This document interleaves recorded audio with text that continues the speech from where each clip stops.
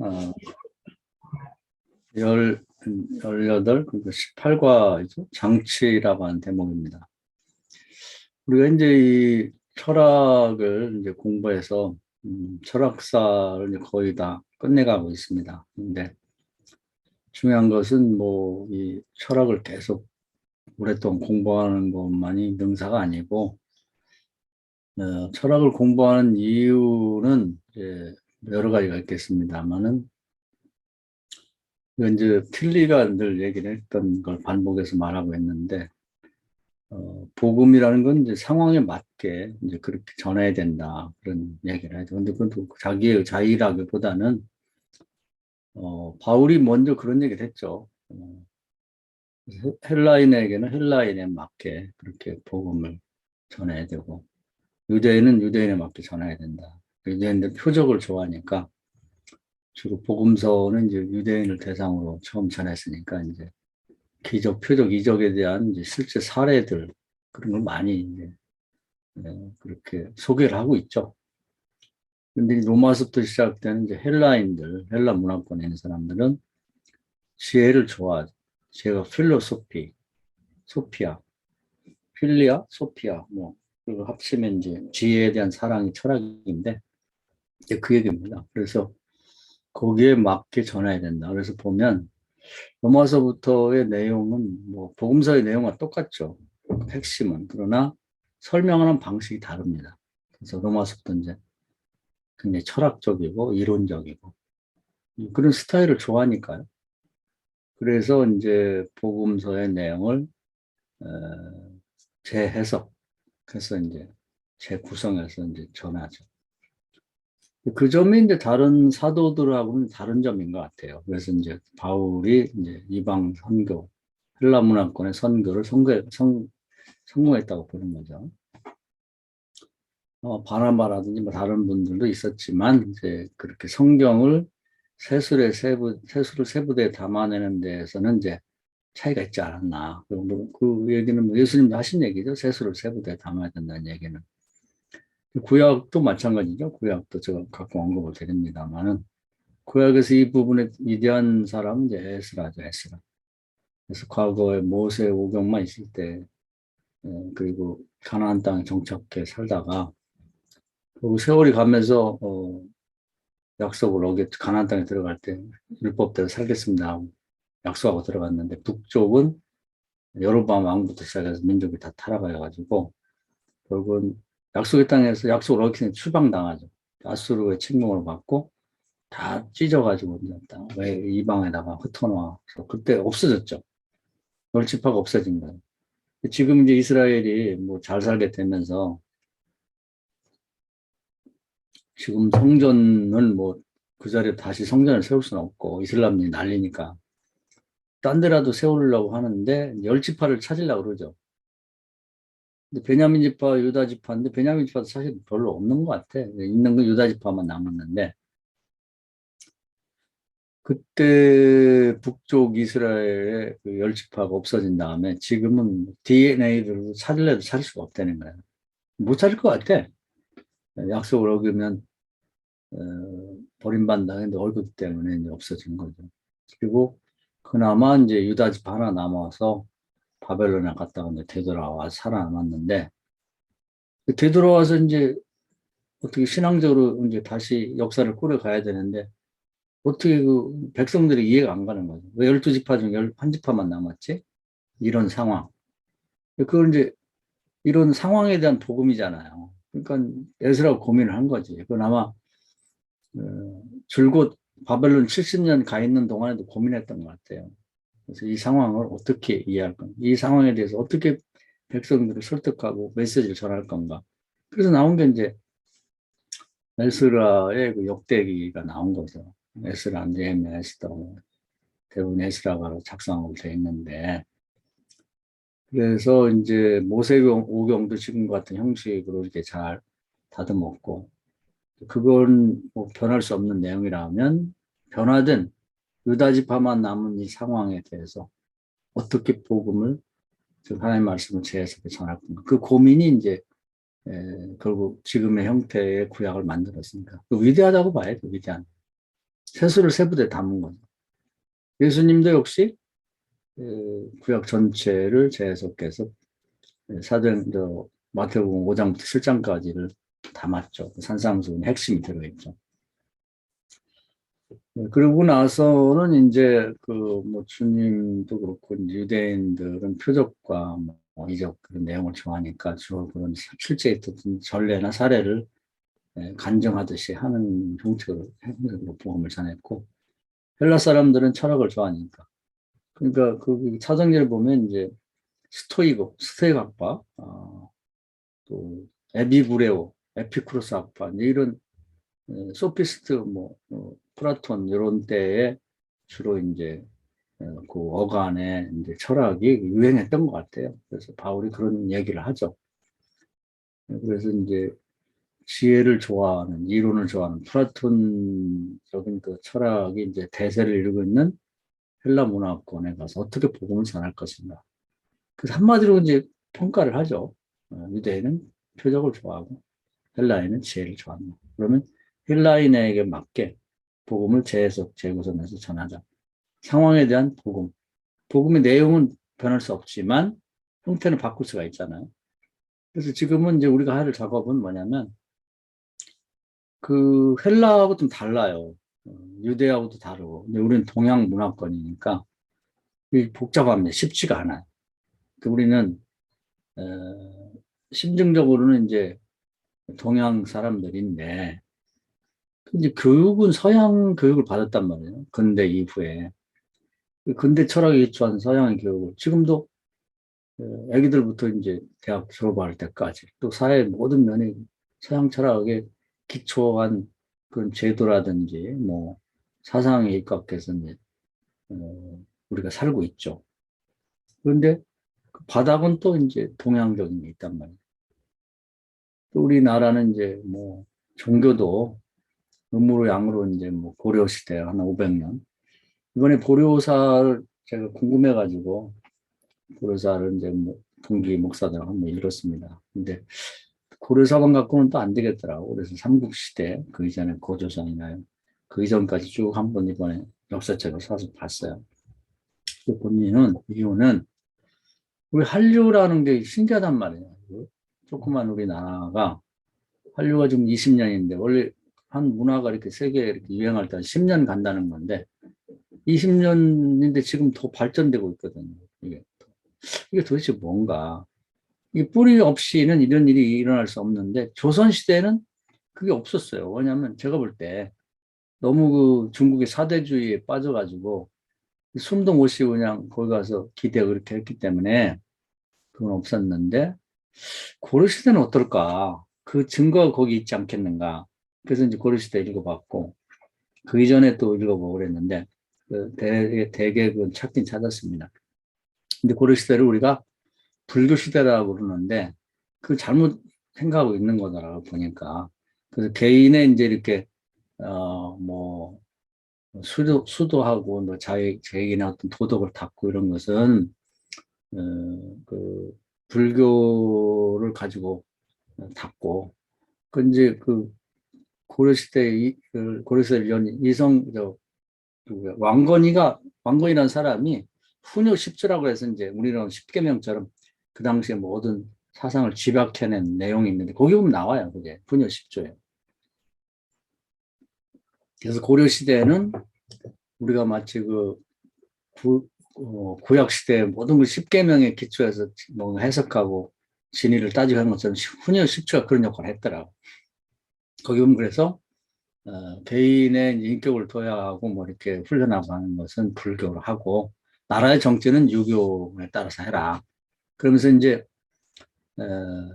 뭐 자국에 내려오는 이제 전통이 좀 있어요. 뭐 그래서 이제 고조선부터 이렇게 이어지는 이제 그런 것들을 따르는 걸 국풍이라고 그래요. 국풍. 과거에 한번 국풍 뭐 80일인가 뭐 그런 게 있었어요. 근데 그게 거기서 나왔더라고. 국풍이라는 말이. 고려시대 국풍이라는 말이 있더라고. 그다음에 이제 그 주변에 그다음에 당나라 아니면 이런 건데 당풍 그러면 이제 외국의 문물을 받아들여 가지고 그걸 따르는 거. 그래서 이제 그 고려 시대 안에서 서로 싸움이 있었더라고. 어떤 사람은 국풍을 따라야 된다. 아니죠. 외국 우리가 발전하려면 세계화가 되려면 그 당나라 좋은 걸 받아들여야 된다. 당풍. 그리고 이 당풍이 득세할 때도 있고 뭐 국풍이 득세할 때도 있고 뭐 그런 게 있더라고. 그 당시에는 또 뭐 이 고려 시대에는 많이 열려 있더라고요. 그래서 뭐 거란이라는 나라도 큰 게 있었는데 거기서도 좋은 걸 받아들이고 거기에 인재를 발탁해 가지고 아주 뭐 이 국가 인재로 등에 쓰기도 하고 심지어는 일본 같은 데서도 좋은 게 있으면 받아들이고 뭐 그런 게 있더라고. 그래서 이제 한류의 뿌리는 조선보다는 이제 고려시대가 있지 않나. 그 이전에도 있고. 그 이제 좀 복잡한 얘기니까 나중에 한번 우리 역사를 또 모르면 안 되니까 뭐 역사책을 같이 한번 읽어봅시다. 그래서 이번에 어, 좋은 그 경험을 했어요. 그래서 책도 제가 좋은 거 알아놔서 몇 권 읽고 그랬는데 그래서 이제 이런 한류 이런 시대에 우리가 이 다양한 그런 이제 종교도 우리 속에 들어있고, 뭐, 고려시대는 뭐, 불교가 이제 많이 번성했으니까, 또 조선시대 유교가 또 한 500년 지배를 하고, 고려시대 500년 이렇게 지배를 하고, 그런 것들이 우리 속에 이제 이렇게 바닥에 쌓여 있단 말이죠. 근데 이제 또 이 근대에 들어와서는 이제 서양의 근대 철학이 기초한 근대 교육을 받았고, 그럼 이렇게 우리만 그런 게 아니라 이제 지금 살고 있는 우리나라 사람이 다 그런데 이런 상황에 어떻게 복음을 이제 적절하게 재구성, 재해석해서 전할 것인가 이게 우리 고민이죠. 구약을 말하면 에스라가 했던 작업, 또 신약으로 말하면 이제 바울이 했던 작업입니다.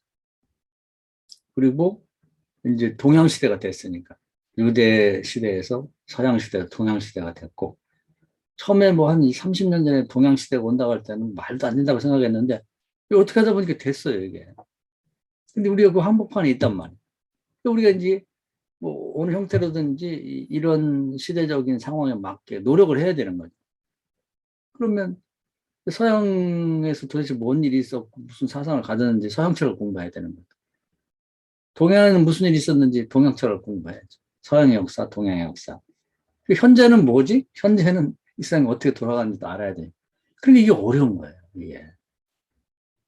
그래서 이제 따로따로 공부를 해서 이것이 우리는 공부를 위한 공부가 아니라 그러면 이제 아까 뭐 우리 홍 목사도 기도할 때 얘기를 했지만 우리를 쳐다보고 있는 우리 교인들이 있잖아요. 또 우리 자식들, 후손들. 우리에게 이제 먹을 것도 주고 책도 사보라고 책값도 주고 하면서 우리는 열심히 일하고 헌금도 하고 그냥 당신들만 바라보고 있으니까 우리 영혼을 책임져달라. 우리 인생을 당신이 맡겼으니까 같이 천국까지 갑시다. 이 땅에서 잘 살게. 그걸 이제 우리 자기 운명만 적절하지 않대. 자기의 미래를 우리에게 위탁한 거거든. 그 우리는 다른 직업이 있는 게 아니라 그걸 해줘야 되는 거예요. 딴 생각할 필요가 없고. 우리를 놀러 다니라고 우리가 뭐 그 시간도 쓰고 무슨 또 뭐 운동도 하러 다니고 하지만 기본적으로는 거기에 포인트가 있단 말이에요. 그래서 동양시대로 바뀐 상황에 복음을 어떻게 재해석, 재구성해서 세수를 세부대에 담아 내놓을 건가.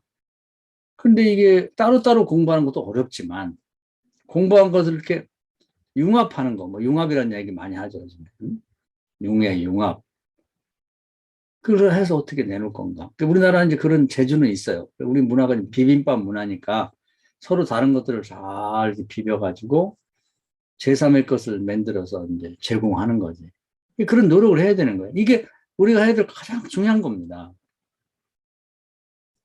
그래서 철학을 공부하는 이유는 그 시대 흐름을 이해하고 현재는 어떤 시대인가 그 상황을 파악하기 위한 것이죠. 그다음 두 번째는 사회의 능력을 배양해서 그런 융합해내는 힘을 키워갖고 그걸 해내자는 거죠. 끊임없이 연습을 하는 거지. 경건의 연습. 성경도 이렇게 해석도 해보고 저렇게 해석도 해보고 그것이 과연 현재 교인들에게 그래도 우리에게 이제 교인들이 있으니까 전해보고 그 다음에 실제 한번 시행해보고 어떤 결과가 있는지를 피드백을 받아가면서 그걸 해야 된다는 겁니다. 그게. 그래서 시대를 이해하기 위해서 이 철학이 꼭 공부가 필요하고, 그 다음에 이제 철학 공부에서 제가 늘 강조하고 꼭 기도해야 될 부분은 사회 능력입니다. 이것을 버무려낼 수 있는 사회의 능력, 사회 기계 장치가 우리 속에서 만들어져야 된다. 그것은 끊임없이 반복해서 사유하는 것과 제가 바라는 건 남을 가르쳐 봐라. 소크라테스가 이 철학은 다이얼로그, 즉 변증법적으로 서로 대화하면서 철학이 발전하고 철학의 기본이 그거다. 그런 얘기를 했기 때문에 그렇게 하는 거고, 우리 동양에서는 그런 사유의 능력을 발휘해서 뭘 하느냐. 공자가 이제 가장 훌륭한 철학자인데 이리관지해라. 이리관지. 아무리 좋은 이 구슬이 서말에도 꿰어 보배지. 이리관지가 안 되면 다 흩어진 지식이 모래알처럼 어떻게 그걸 꿰을 건가? 공자가 그 이전에 모든 철학을 다 사상을 공부해서 일단은 6권의 책, 6경으로 정리를 한 다음에 핵심을 꿰뚫어 보니까 모든 이리관지, 나의 도는 이리관지, 인이다. 뭐 여러 가지가 있죠. 나중에 뭐 인만 갖고 되냐? 법이 있어야 되고 의가 있어야 되고 뭐 예가 있어야 되고. 하지만 그 모든 것 중에 제일은 인이다 이거죠. 뭐 바울도 그런 얘기를 했는데 믿음, 소망, 사랑 중에 제일은 사랑이다. 사랑으로 끌려고 한 거지 바울도. 근데 인이 사랑이죠. 그래서 이건 우리 동학철학을 지난번 공부했는데 그건 그냥 자기 개인적인 생각이 아니라 천명이다 천명. 하늘의 명. 그 전 사람들은 뭐 천명을 알려고 뭐 거북이 뭐 개딱지, 등딱지를 사용하고 뭐 천기를 보고 뭐 또 땅 움직임 뭐 이렇게 지진이나 뭐 이런 것도 보고 다 했는데 자기는 그렇게 하지 않고 앞선 이들이 그 책들은 다 천명에 관련된 거예요. 그런데 그 천명을 공부를 통해서 자기는 얻었다는 거예요.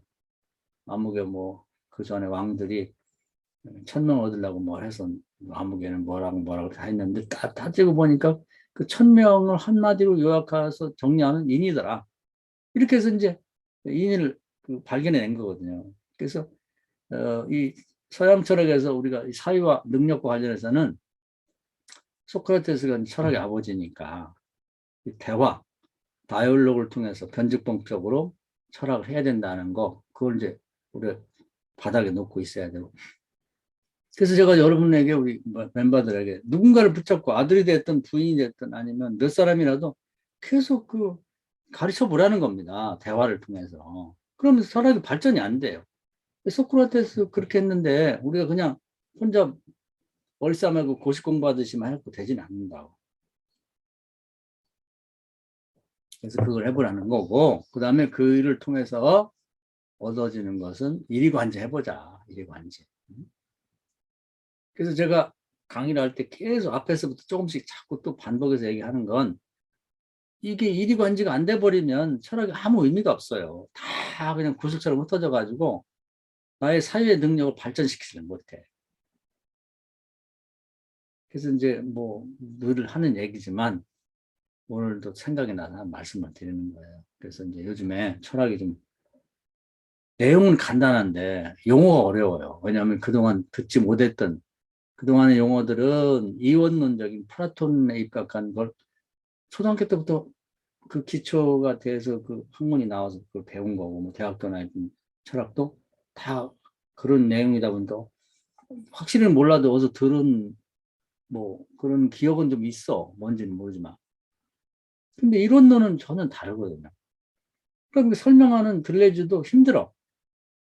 근데다가 철학의 기초가 된 사람이라고 전제하고 모르는 사람 내비두고 대철학자들은 친절하지가 않아요. 그리고 모르는 사람까지 이걸 다 설명하려면 이 책은 뭐 한 1000페이지도 넘어야 될 거야. 그러니까 알아먹는 사람만 알아먹는 거고 그냥 이렇게 그냥 자기 수준에서 써버리잖아. 근데 이론론에 기초한 건데 다 기본은 돼 있다고 생각하고 얘기를 해버리니까 어렵잖아요.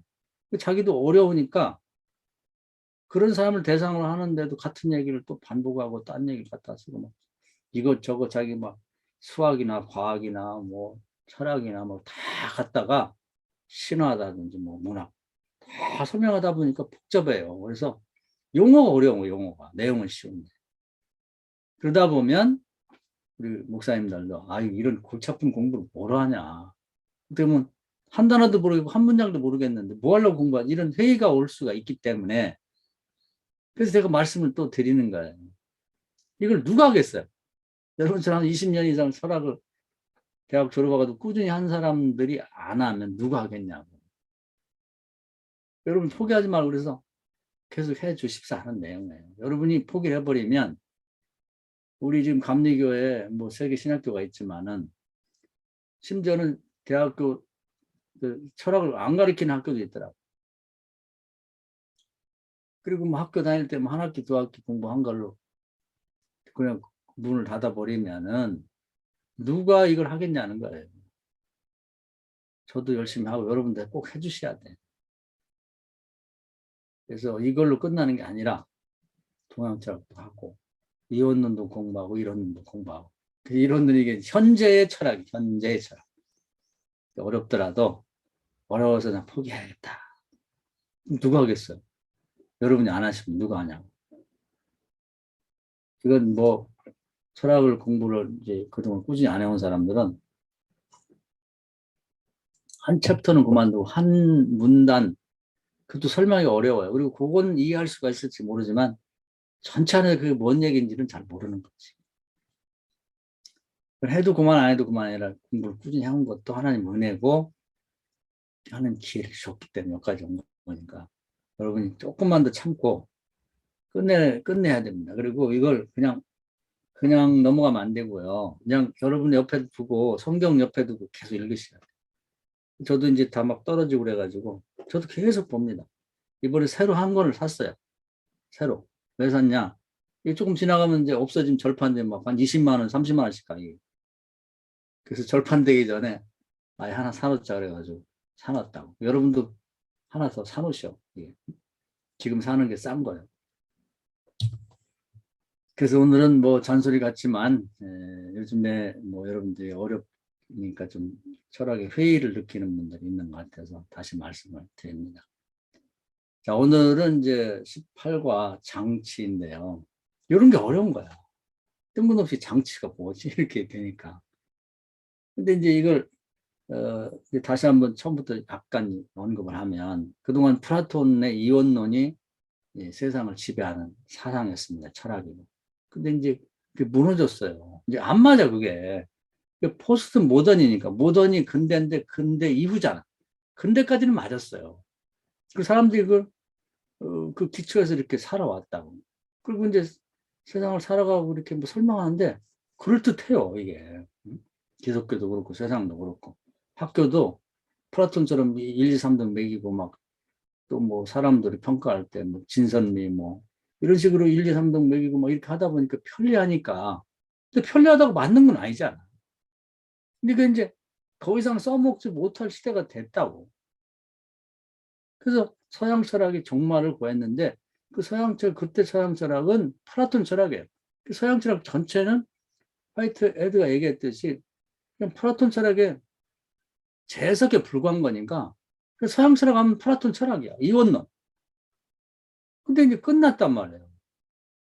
그러면 그렇다고 세상에 사람이 없어졌냐, 사상이 없냐, 그건 아니거든.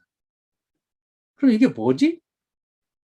그래서 서로가 혼란스러울 때 이 빌레즈라는 사람을 비롯한 이 새로운 철학자들이 이 문제를 해결하기 위해서 이제 막 달라붙다고 연구하는 가운데 부분이 연구가 됐는데 이걸 하나의 이리관계에서 깬 사람은 들레즈가 처음이에요. 위대한 철학자지, 위대한. 푸크가 훌륭한 철학자인데 미래의 시대는 들레즈의 시대다. 이렇게 얘기를 하는 게 다 이유가 있는 거예요. 근데 이리관지하는 게 어려운 거예요. 이게 해냈다니까. 동양에서 이리관지가 한 사람이 말하자면 공자예요, 공자. 처음 하는 사람이 중요한 거예요. 나머지는 그걸 보고 옆에다 그냥 껴 붙는 거지. 맹자도 훌륭하지만 공자하고 비교할 수 없죠. 공자가 이리관지인이다 그러니까 인만 사람하고 되나요? 의의가 있어야지. 그리고 거기다 붙인 거예요. 그러니까 훨씬 떨어지지. 뭐 그거 나름대로 의미가 있겠지만 철학의 방법론에서는 그런 거지. 근데 이걸 들레지고 해냈단 말이에요. 이거 훌륭하죠. 들레질 넘어간 사람 없어, 지금. 또 그렇게 하기 위해서는 철학사니까 한 사람만 파는 게 아니라 철학사 전체를 조망하면서 이론론에 걸맞는 사람들을 찾아내고 그걸 재해석하고 자기가 이리관지 해내는 작업을 한 거지. 재해석, 재구성을 한 거예요. 그 훌륭하죠. 그 규모가 큰 사람이란 말이에요. 정말 이런 사람이 있다는 거 얼마나 감사해요. 저는 이 들레즈 이 책을 보면서 너무 감사하다. 제가 만약에 그런 관심이 있다 할지라도 이 박정태라는 사람도 훌륭하고 뭐 프랑스어를 해가지고 그것도 뭐 보통 프랑스 사람들도 이게 잘 못 읽거든요. 근데 프랑스어를 언제 해가지고 철학책을 읽고 번역할 만한 실력이 되어갖고 그 읽는다고 생각하면 평생 할 수 있겠냐고. 영어도 잘 안 되는데 프랑스어 여기 프랑스어만 들어가냐고. 다양한 내용들이 다 들어가는 이런 사람들이 전공해가지고 이렇게 번역을 해주니까 뭐 정말 중요하고 감사한 일이죠. 그런데 우리 행운인가 행운. 이런 사람들도 참 대단한 게 이런 책 해봤자 뭐 자기는 돈 별 버는 것도 없어요. 몇 명에 사보는 거지. 그런데도 길을 쓰고 목숨을 걸고 죽기 전까지 이런 책을 번역해 내니까 우리 감사한 마음을 가져야 돼, 사실은. 감사한 마음. 그냥 책 비싸다고 생각하지 말고. 이게 얼마인가? 한 3만 원 가나? 이 노력의 기원이면 이게 300만 원 주고 사도 아깝지 않은 책이란 말이에요. 그러니까 책을 좀 보세요. 봐. 그리고 다 없어지기 전에 좀 하나씩 더 사놓고. 평생 봐야 될 일. 그래서 이제 이 이론론에 대한 새로운 철학을 이해하려면 자주 매일매일 보면서 이 들레즈 같은 대철학자도 하이데거를 좋아해가지고 하이데거를 많이 따라서 했어요. 방법론이라는 거. 매일매일 성경처럼 봤다는 거 아니야. 몇 페이지씩. 우리도 그런 노력을 해야 됩니다. 그 사람 머리도 좋고 공부도 많이 하는데 그렇게 열심히 노력하는데 우리는 거기 그 머리를 따라갈 수도 없고 이런 사람들 결혼도 안 하고 그냥 오직 올인해서 철학을 공부하는 사람도 그렇게 공부를 하는데 그 일주일 가도 책 읽지도 않고 그러고서 뭐, 철학이 어렵다. 그건 너무 좀 그렇잖아요. 매일매일 해도 어려운 건데. 그래서 여러분 진지하게 저와 여러분이 아니면 이거 해낼 사람이 없어요. 교만해서 하는 게 아니라 공부는 시간이 필요하거든. 시간이. 이것만 읽어서는 안 돼요. 이원론을 다 이해한 다음에 읽어야 이론론이 이해가 돼. 누가 있겠냐. 요즘에 자꾸 포기하는 분들이 있어갖고 제가 안타까워서 하는 얘기예요. 잔소리 같지만. 그래서 오늘은 이제 장치 얘기는 금방 얘기하면 이해가 안 되니까 이론론 얘기가 필요해. 그래서 이제 포스트 모던이 이원론이 깨진 다음에 이론론을 이제 들레 정리를 했는데 이론론은 거꾸로 올라가 보면 이제 소피스트 시대로 돌아가야 된다. 그때는 이제 모든 사람들이 다양한 철학을 했는데 플라톤이 이겨가지고 나머지는 다 그냥 궤변론자로 이렇게 매도가 됐거든요. 그리고 자료도 없어지고 역사 속에서 그냥 무시가 돼버려요. 그래서 이제 거꾸로 올라가서 이원론이 아니면 이론은 누구냐. 그래서 이제 에피쿠루스라는 사람을 그 여러 사람들이 찾았고 그 사람은 이름은 있는데 책도 썼다 그러는데 자료가 없잖아요. 아마 불태웠을 수도 있고 이 철학도 전쟁입니다. 전쟁. 철학 전쟁. 서로 팍팍끼리 싸우는 거죠. 그래서 이제 그 사상을 잘 받은 루크레티우스라는 사람이 있는데 그 사람은 비교적 아마 자료도 있고 그런 것 같아요. 그래서 그 사람을 시작으로 해갖고 쭉 정리해 오는데 중세는 뭐 다 이원론으로 도배가 됐기 때문에 없고 신약에 와서 이제 근대에 와서 이제 스피노자가 이론론적 철학을 다행히 어느 규모가 있게 정리를 해놨어요. 그래서 이제 이론론적 철학자 입장에서부터 스피노자가 위대한 사람이에요. 위대한. 그래서 이제 이 들레즈가 만든 철학사에서 가장 중요한 사람 중에 하나가 이제 스피노자입니다. 근데 그 사람은 신적 자연적 인간 그런 이론론 이 세상은 따로 어디 뭐가 따로 있는 게 아니고 이런 것 이론론적 세계 속에 다 들어있다. 그 당시부터 이 사람 얘기를 아무도 이해를 못하죠. 뭔 얘기야. 그래서 뭐 이단이라고 그러고 뭐 파문당하고 별일 다 있었지만 철학적 위대한 건 그럼에도 불구하고 뭔가 자기 철학을 전개한 그 철학서를 이제 남긴 것이 참 다행스러운 일이죠. 그래서 이제 니체로 이제 넘어가면 니체는 이론론적인 세상 그냥 있는 그대로 내버려둬라.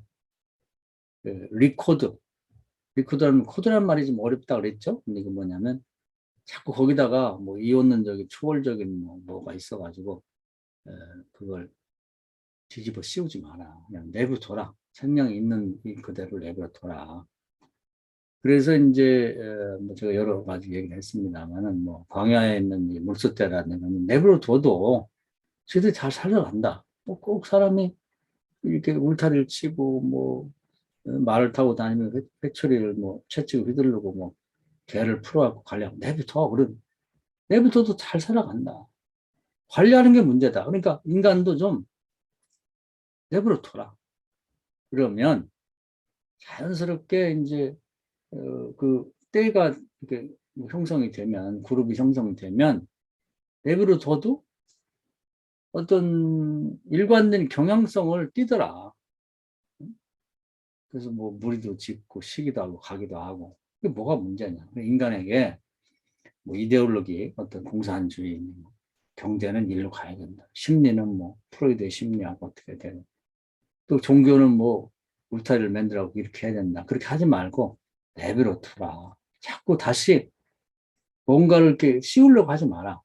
그래도 내버려 둬도 자연스럽게 그렇게 안 하는데도 가보면은 뭐 지금도 원시인들이라든지 뭐 아니면 어, 저 광야에서 떠다니는 거 말대라든지 뭐 물술대가 됐든 뭐가 됐든 벌대가 됐든 내부터 지네들이 어떤 일관된 경영성을 쓰고 어떤 잘 살아가고 있단 말이에요. 근데 그 속을 들여다보니까 완전 카오스 엉망이 아니야.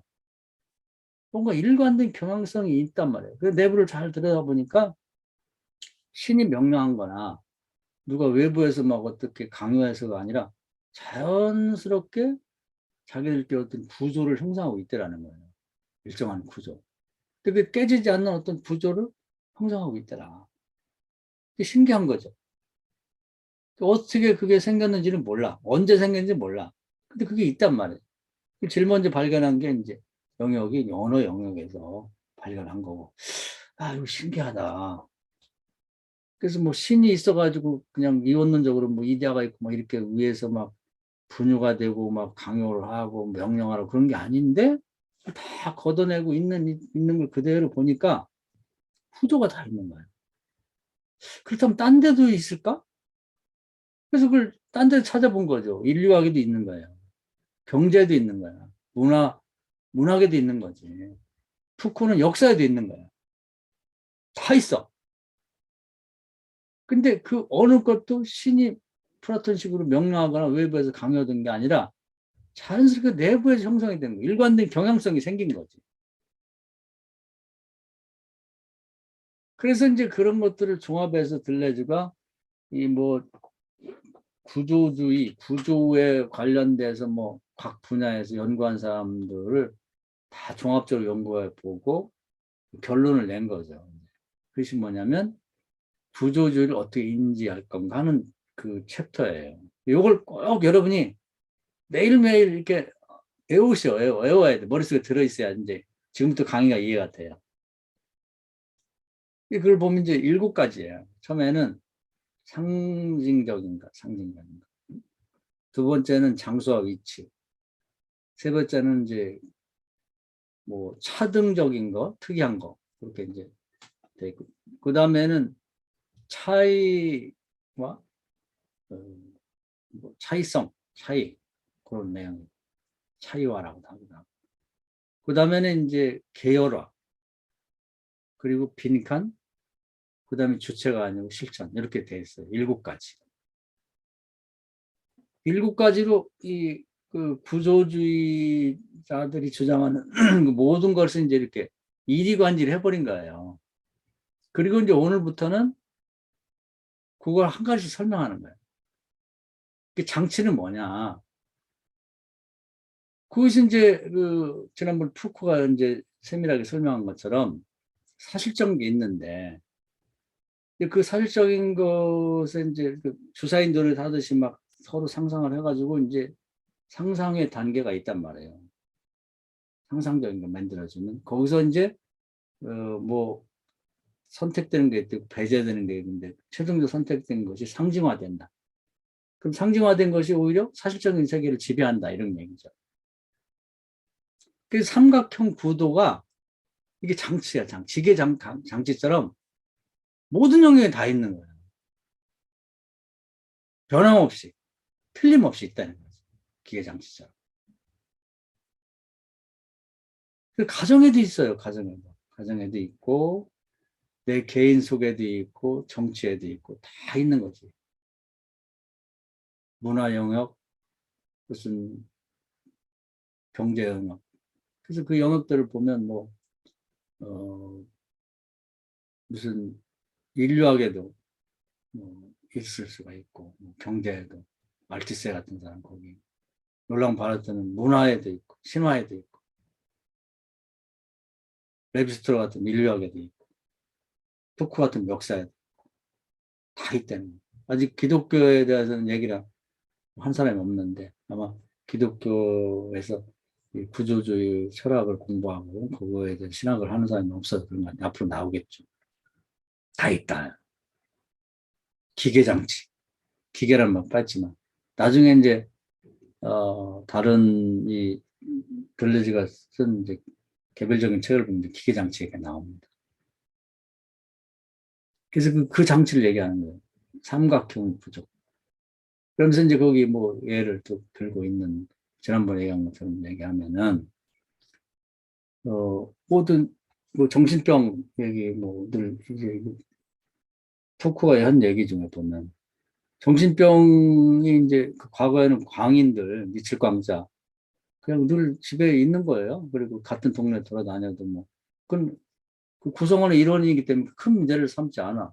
그냥 웃고 말고 뭐 이렇게 되는데, 이게 이제 어느 시기에 사람이 늘어나고 뭐 이제 또그 정신병 가진 사람 중에 약간 이상한 행동, 전에도 한번 얘기했지만, 여학생들이 가는데 막 가바리 코트 입고 와서 짠 하고 막 놀래고 애들이 막 무서워 학교 안 간다고 그러고 막 엄마 아빠가 데려다 줘야 되고 막 언제 어디서 나타날지 모르고 그럼 이제 문제가 된단 말이에요. 그럼 이제 이게 어떻게 해야 될 건가 이제 사람들이 모여서 논란이 있죠. 주장이 있고 주사위 놀이에 공기 놀이를 하듯이. 그래서 이거 어떻게 볼 건가? 아, 이것은 천재들이 가진 일종의 그 천재병이다. 잘 관리해서 오히려 재주를 더 발전시켜서 사람들이 유익하게 만들어야 된다 하는 사람도 있을 수. 또 목사나 교회 다니는 사람, 이건 아니에요. 귀신 들린 거예요. 이렇게 말할 수도 있는 거고. 아니에요. 이제 뭐 이건 젊은 애들이 살다 보면 어느 과정에서 반드시 겪어야 되는 성장통이다. 이렇게 주장할 수 있는 거죠. 그리고 서로 막 논란이 되는데 이제 그 주장을 하고 이게 주사위 놀이라고도 하고 공기 놀이라고도 하는 거예요. 그러다가 이제 그 결론이 이제 하나가 그 중에 나머지 배제가지고 하나가 선택이 된단 말이에요. 그게 뭐냐? 정신병이다. 그러면 이제 그게 원표가 되는 거죠. 하나가 규정이 되는 거고. 그러면 가시적인 거. 어떡할 거냐, 이걸. 근데 거기서 원표가 뭘로 이제 규정되냐에 따라 다른 거예요. 이게 귀신 들린 거라고 그래갖고 막 교회 다니는 사람 주장이 강해서 그것이 귀신 있는 걸로 규정이 되면 가시적인 건 이제 기도원을 만들게 되겠죠. 기도원, 교회 뭐 해가지고. 거기다 수용해갖고 있습니다 하고서 막 찬양 부르고 막 안수기도 하고 이렇게 나가야 되겠는데 이게 정신병으로 규정이 됐어요. 역사 속에서는. 그러면 이거 어떻게 될 건가?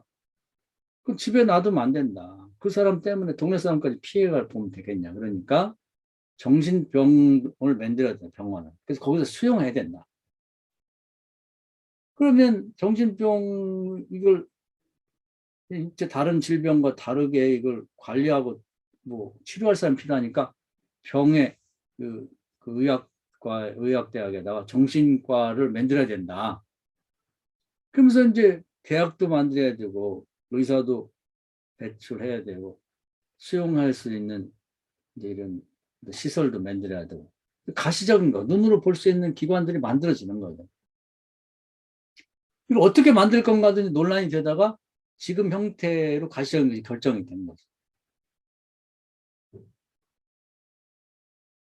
그래서 이제 그것이 나머지 의견들이 다 있었지만 원표들 중에 다 배제가 되고 그 정신병이라는 것이 광인에 대해서 딱 규정이 되고 그다음에 거기에 가시적인 어떤 기관들이 결정이 되면 지금 형태가 된 거죠. 그러면 이제 그것이 상징화 딱 되면서 광인은 정신병자고 정신병자는 정신과 치료를 받으면서 이런 사람들하고 분리가 돼서 정신병원에 가는. 우리 애는 안 보낸다. 안 됩니다. 그건 법적으로 안 되는 거예요. 그럼 경찰에 서 데려갑니다. 동네 사람 신고하면. 아니, 내 얘기인데 왜 당신 상관해? 아니, 법이 정해졌잖아.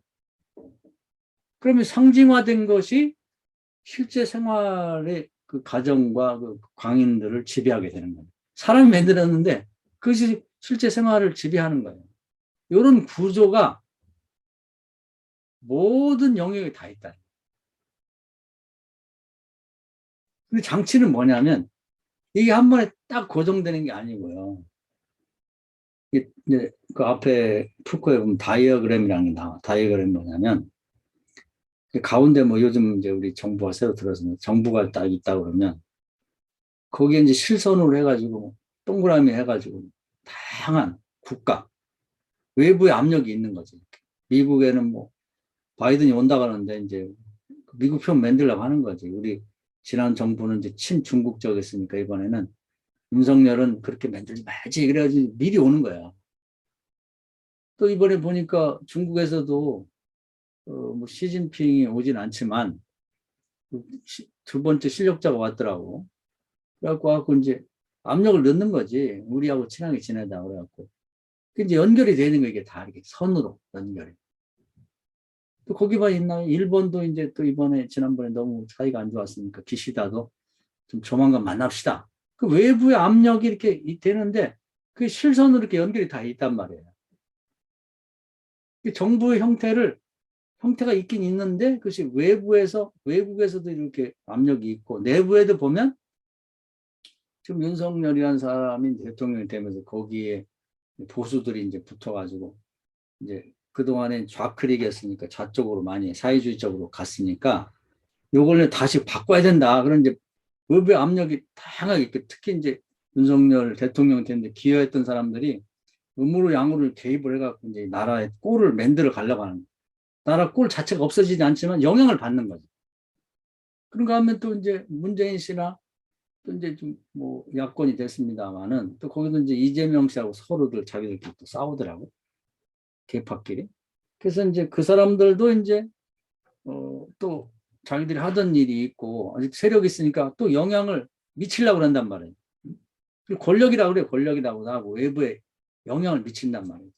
그래갖고 나라라고 하는 꼴이 있는데 그 영향이 한 번 미치고 끝나는 게 아니라 선으로 연결돼 갖고 끊임없이 영향을 미친다는 거예요.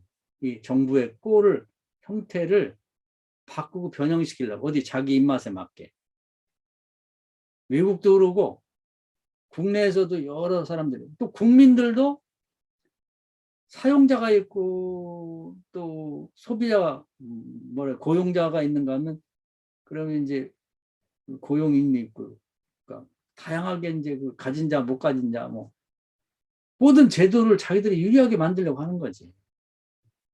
끊임없이 정부에다 압력을 넣게 밖에서.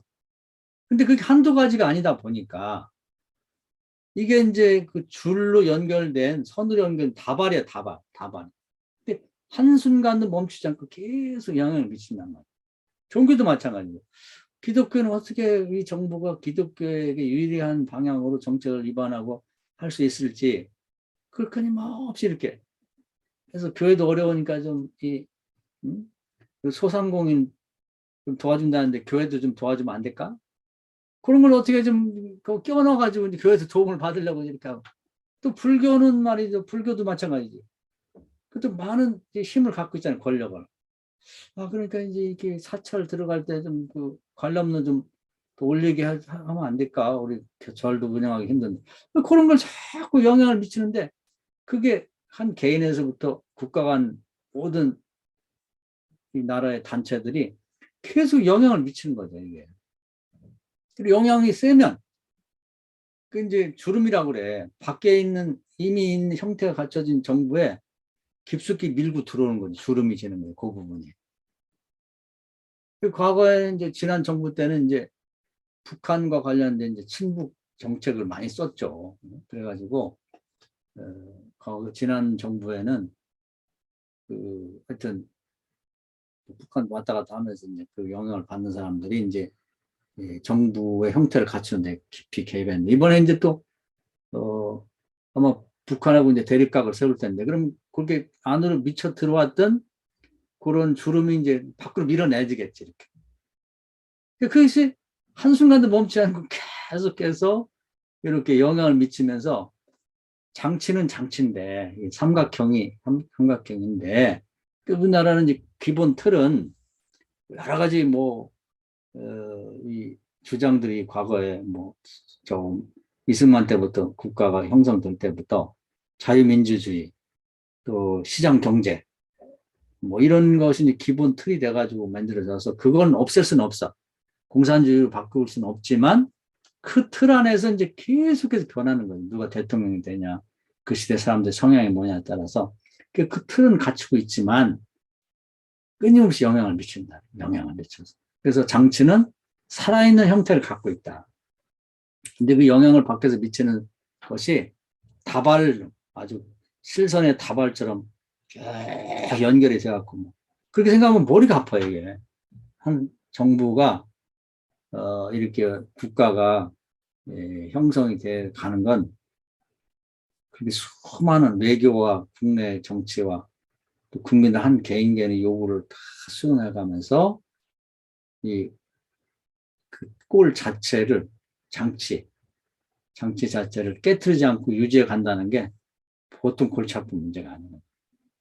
근데 그리고 이제 그렇다고 해서 다 받아들이면 그 틀 자체가 깨지잖아요. 그러니까 안에서는 기본적인 걸 유지하려고 저항이 심하죠. 지금도 뭐 어떤 검찰 개혁을 한다고 해서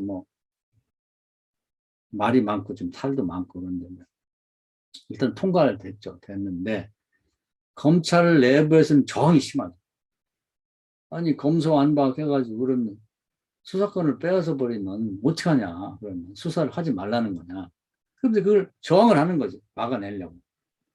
또 국회의원은 이제 지금 야당 됐지만 그 사람들은 어떻게든지 개혁을 해가지고 아주 빼앗아 버렸죠. 빼앗아 버렸는데 어떻게 될지 잘 모르죠. 이제 정권이 바뀌어가지고. 그래서 이제 뭔가 이미 결정된 것은 내부에서는 유지하려고 밖에서 막 치고 들어온. 이번에 이제 검찰 쪽에는 이 민주당의 국회의원들 몇몇이 주동을 해가지고 이게 이제 밀고 들어왔지. 이렇게 깊이 개입에 들어온 거예요. 검찰 쪽에. 그래서 주름이 이제 깊이 안으로 들어왔는데 모르죠. 또 이제 다음에 내년에 국회의원이 또 여당이 많이 되면 또 발의를 해가지고 이제 밀어내가지고 또 검찰이 더 강력한 검찰이 될지 모르지.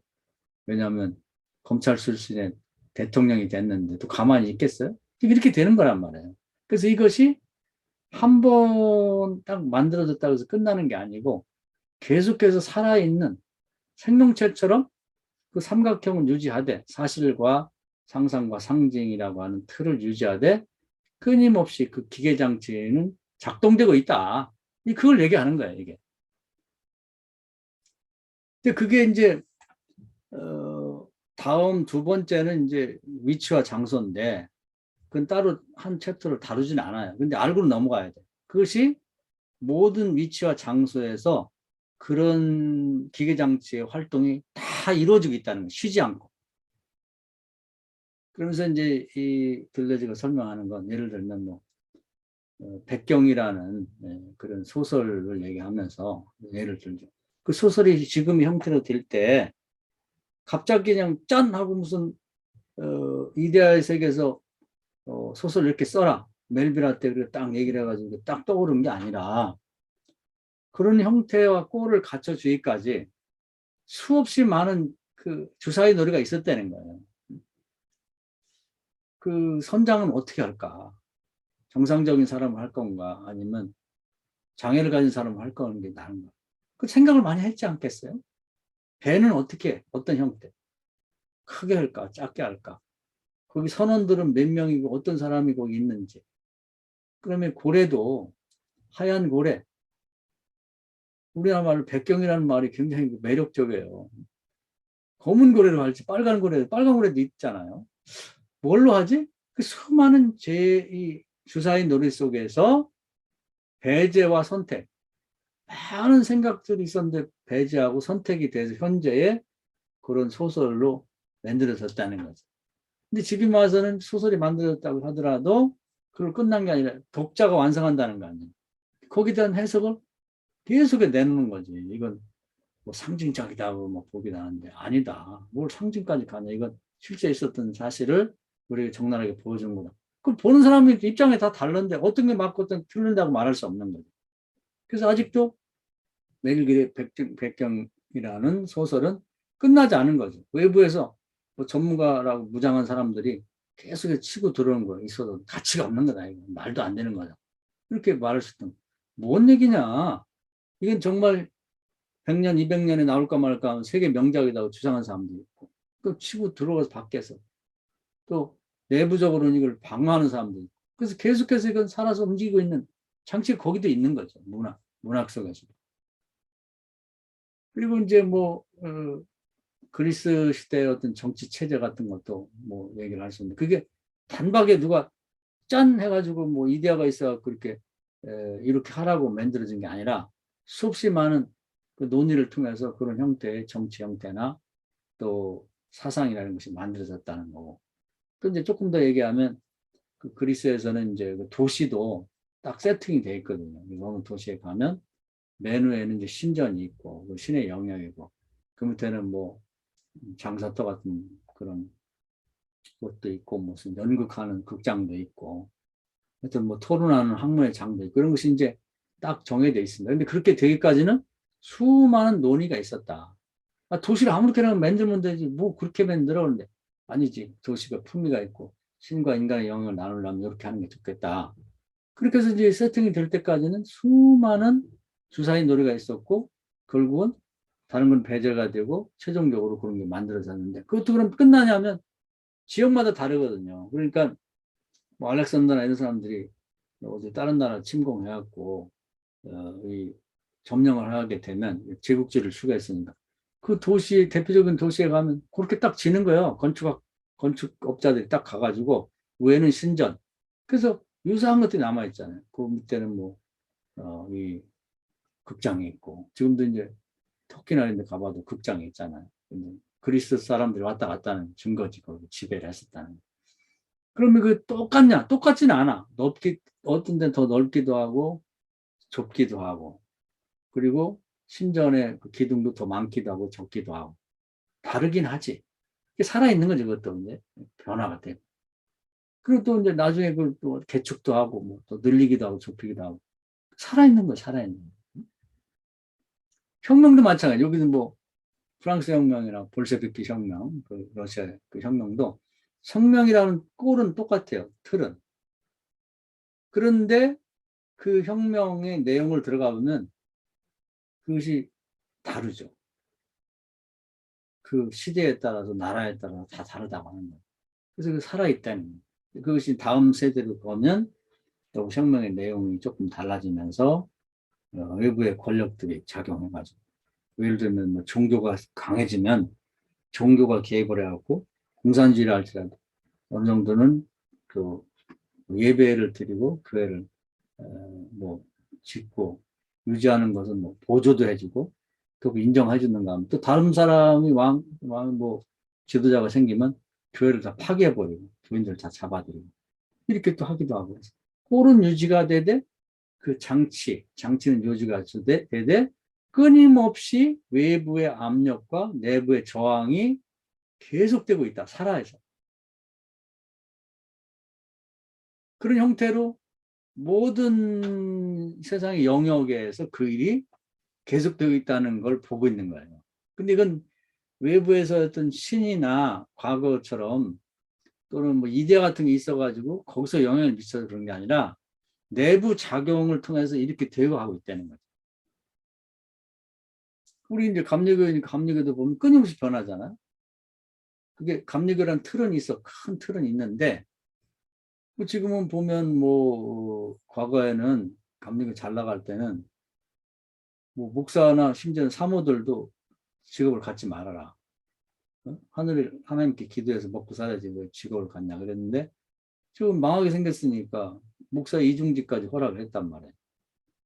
그럼 이제 지금 그거 갖고도 안 되니까 이제 교회 공유, 한 교회에 여러 개의 교회가 모여서 해도 인정하겠다.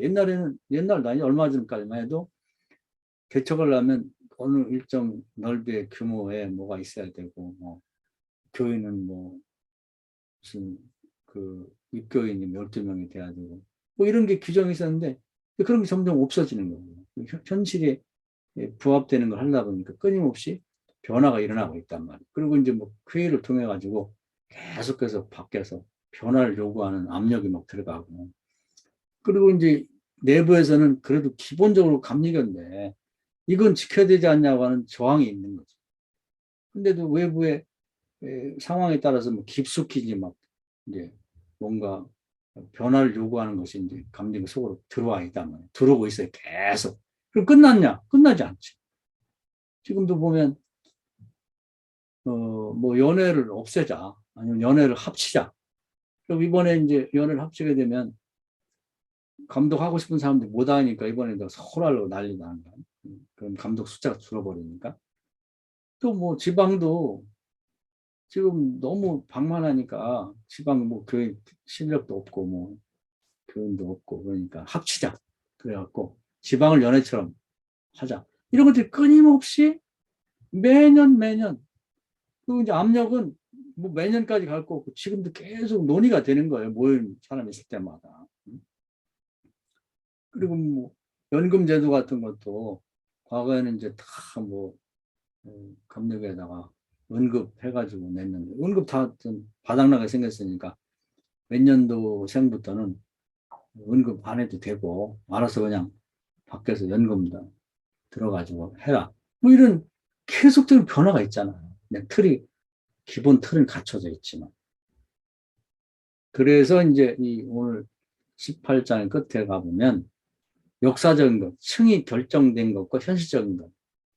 그 층이 결정된 건 이 꼴이 한번 갖춰진 건데 그것이 상징화되고 역사로 기록되기까지는 수많은 배제가 있었고 그 중에 한 가지가 선택되어 갖고 역사로 기록이 남는데 상징화됐는데 그것도 이제 제대로 역사를 보려면 그때 배제된 것들을 다시 되짚어서 고고학적인 발굴을 해봐야만 이게 왜 이런 결론이 나게 됐는지 알게 되는 거고, 현실적인 건 뭐냐면 역사적인 것은 그때로 딱 일단락이 됐는데 현실적인 것은 끊임없이 변화가 되는 거죠.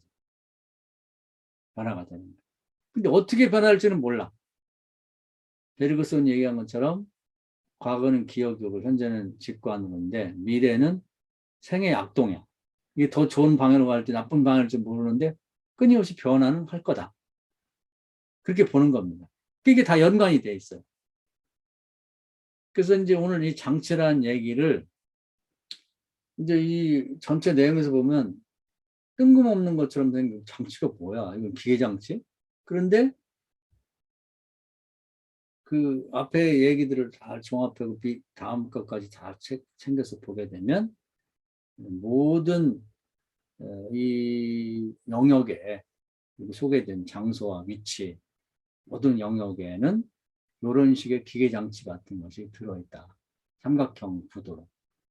그래서 사실적인 것만 있는 건 없고 그것이 상상의 단계를 거쳐서 그것 하나가 다 배제가 되고 수많은 얘기들이 주장들이 뭐 논의가 있었는데 하나의 원표가 결정이 되고 원표가 결정되면 거기에 맞는 가시적인 것 기관일 수도 있고 학교될 수 있고 교회될 수 있고 어떤 그런 것들이 뒤따라 결정이 된다. 서로 상응이 돼서 그런 다음에 그것이 상징화되면 사람이 논의를 통해 만드는 건데 그것이 또 사실적인 세계를 지배하게 된다. 그런 구조로 다 돼 있다는 거예요. 거의 기계장치처럼 그렇게 돼 있다는 거예요. 근데 그게 한번 결정됐다고 해서 끝나는 건 아니고 밖에서는 이게 잘못됐다. 누가 그러냐. 배제된 영역에서 그런 세력들이 계속 얘기하는 거예요. 그때 그 정신병으로 보는 게 아니었어.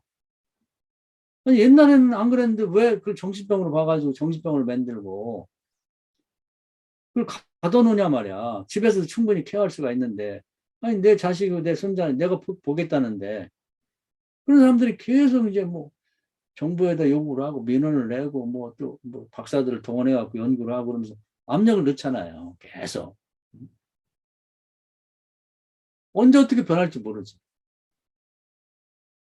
그 내부에서는 이미 결정된 상황을 왜 바꾸려고 하냐. 근데 충분히 논의가 된 거고 결정됐는데 왜 바꿔. 그런 거예요. 이제 정치병을 우리가 잘 모르니까 그렇지만 이제 지금 정부 같은 경우 이제 검찰 문제가 심각하게 뭐 난리잖아요, 지금. 밖에서는 바꿔야 된다. 이 정치 검찰들 이거. 그리고 막 그 무리하게 막 그냥 갑작스럽게 뭐 18분 만에 통과를 시키고 뭐. 근데 이번에 보니까 좀 그 코미디도 아니고 그 검수안박을 결정한 법사위 민주당 의원들 보니까 웃기대요, 그 사람들은. 그게 좀 부족한 사람들인데. 그래도 머리도 좋고 그런 사람들인 것 같은데. 그래도 민주당에서는 초선 의원들 중에서도 똑똑한 사람들이 그 법사위에 들어갔다는데 그냥 공부를 어떻게 공부도 안 하는 건지 바보들인지 자료도 안 읽고 와가지고 그냥 이상한 소리 했어.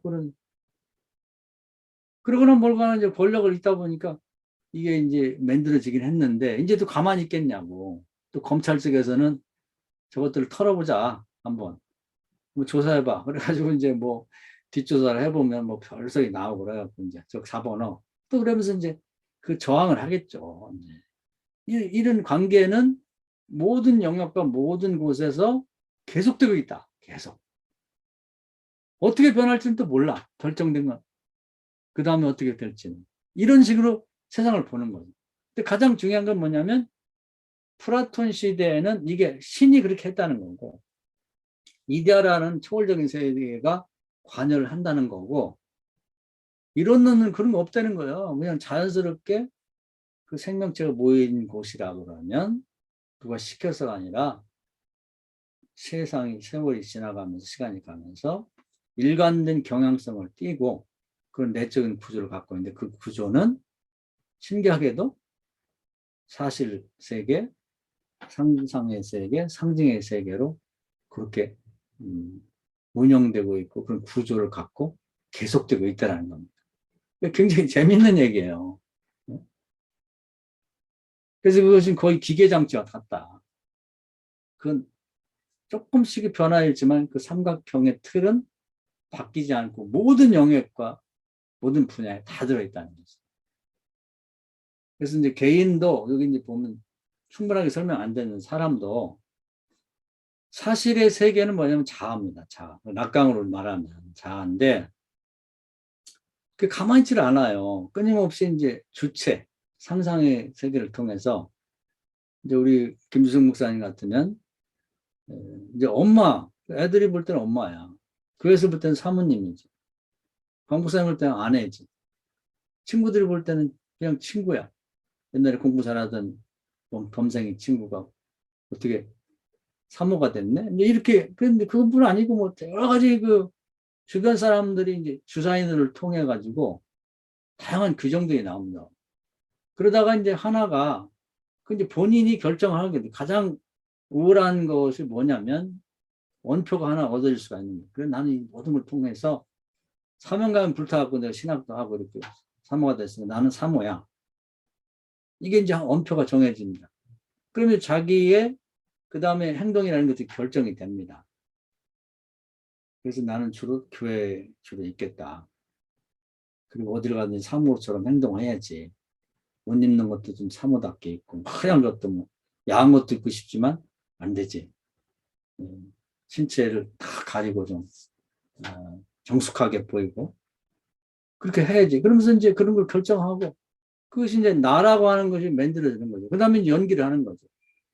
그래서 원표가 되고 가시화된 그 자기를 나라고 결정한다 하면 그 나가 실제 김지숙이라는 자아를 이제 컨트롤하는, 영향을 주는 그런 사람이 돼서 평생 그렇게 살아가는 거죠. 그러다가 이제 은퇴라고 자유다. 아유, 못 입었던 좀 짧은 반바지도 입고 좀 나시도 입고 좀 머리도 그냥 멋지게 하고 그냥 내 마음대로 좀 살아봐야지.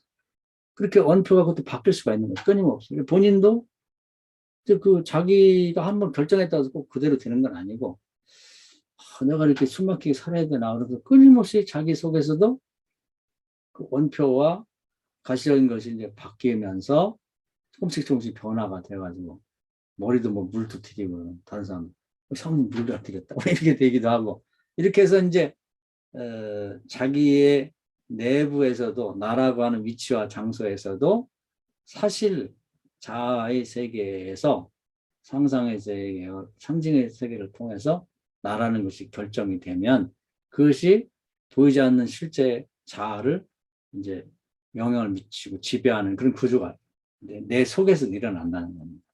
그 모든 영역에서 구조가 있다고 보는 거예요. 근데 그것은 뭐 하나님이 이렇게 해라 이렇게 명령한 게 아니라 내 속에서 자연스럽게 그런 것이 일어난다는 거죠. 이데아가 있어갖고 너는 이렇게 살아라 그런 건 아니라는 거예요. 이론론이 그런 거라는 거예요. 그래서 이제 우리가 이러한 시대적인 상황, 요즘 사람들 그렇게 본인이 철학적으로 명확히 알든 모르든 간에 그런 형태로 살아가고 있는 거죠. 그래서 이런 형태로 우리 책을 읽고 얘기를 하든 설교를 하든 듣는 사람들에게 마음에 와 닿는 거죠. 소위 은혜가 되는 거예요. 철학적으로 이해를 한 다음에 이제 우리의 목표는 어떻게 이것을 이제 뭐 성경이라고 그러면 아까 재해석에 얘기했습니다만은 에스라가 이제 그 시대에 맞게 성경을 세술의 새 무대에 담아낸 것처럼 바울이 또 그 시대에 맞게 성경을 세술의 새 무대에 담아낸 것처럼 서양 철학 입장에서는 이론론, 동양은 거의 이론론에 가까워. 시대가 이론론으로 바뀌었는데 이 사람들에게는 우리가 어떻게 같은 성경이지만 에스라와 바울과 다르게 이 성경을 재해석해서 사람들에게 제공할 건가. 이게 우리가 이제 노력해야 될 부분인 거죠. 성경 해석도 지금 이제 우리가 뭐 주석이라든지 뭐 이렇게 나오면 다 근대 철학에 관한 근대에 나온 주석들이거든요. 근데 그때는 게 맞았어. 그리고 이제 틀이 결정이 됐다고. 근데 지금 이제 공격을 받죠, 그게. 끊임없이. 이건 안 맞다는 거야. 그래서 근대의 주석을 베껴가지고 설교하면 100%안 맞습니다. 은혜가 안 된다.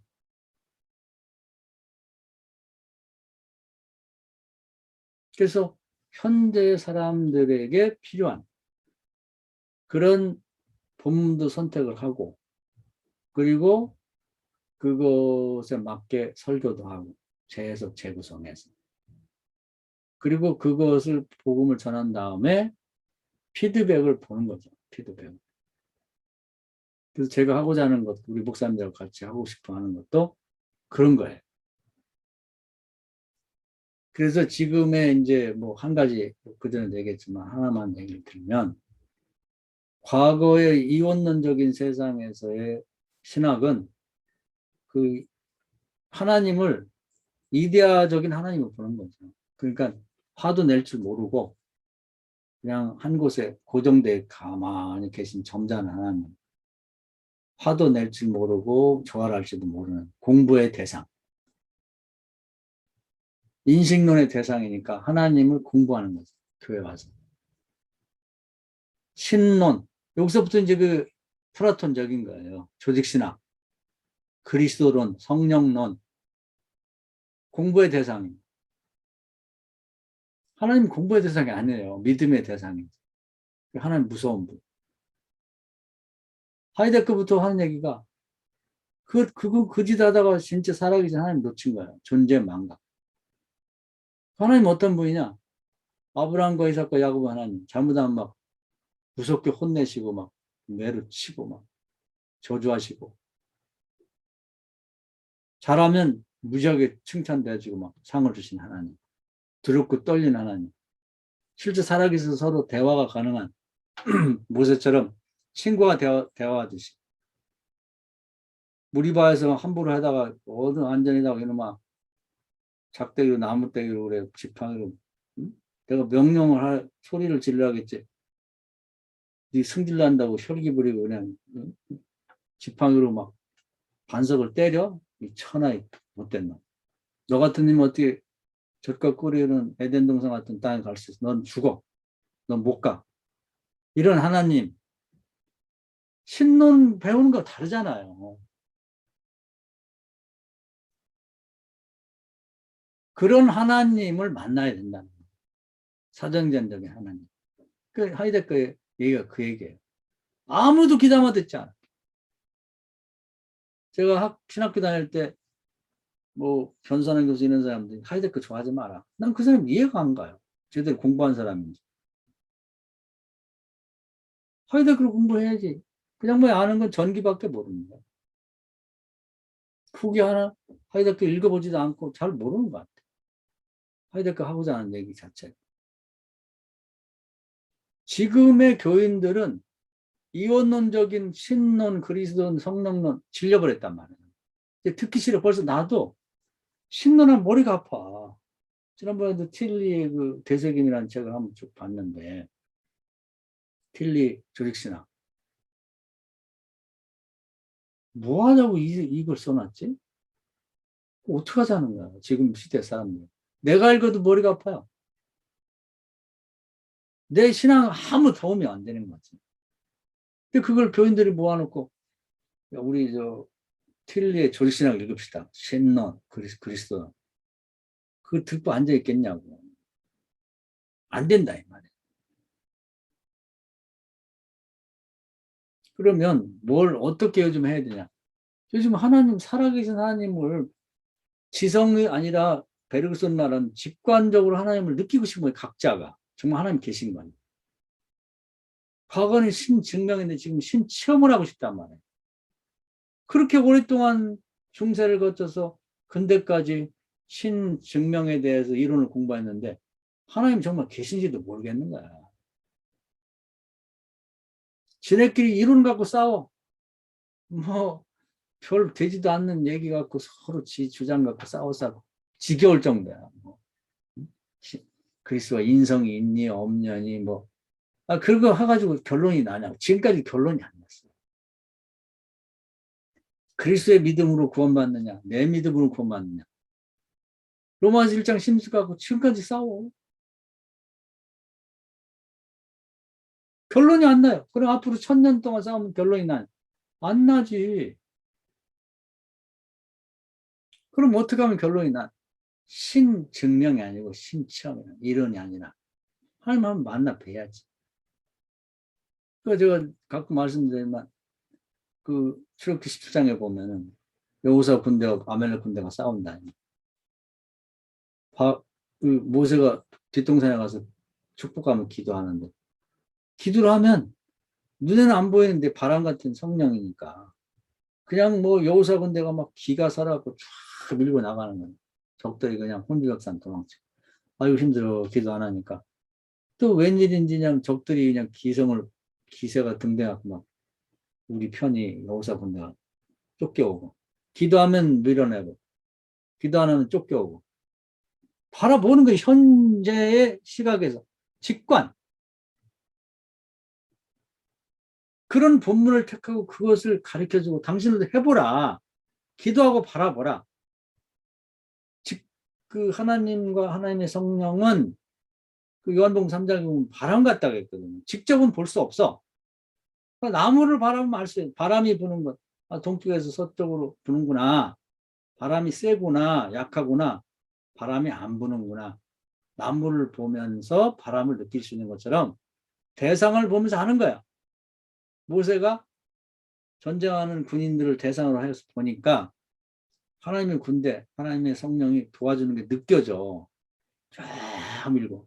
한 번 갖고는 이해가 안 되는데 두 번, 경건에서부터 세 번, 네 번 하면 이렇게 되는구나. 그건 이론을 갖고 안 되는 거예요. 본인이 그 자리에 있으면서 그 하나님의 그 엄청난 거부할 수 없는 기운,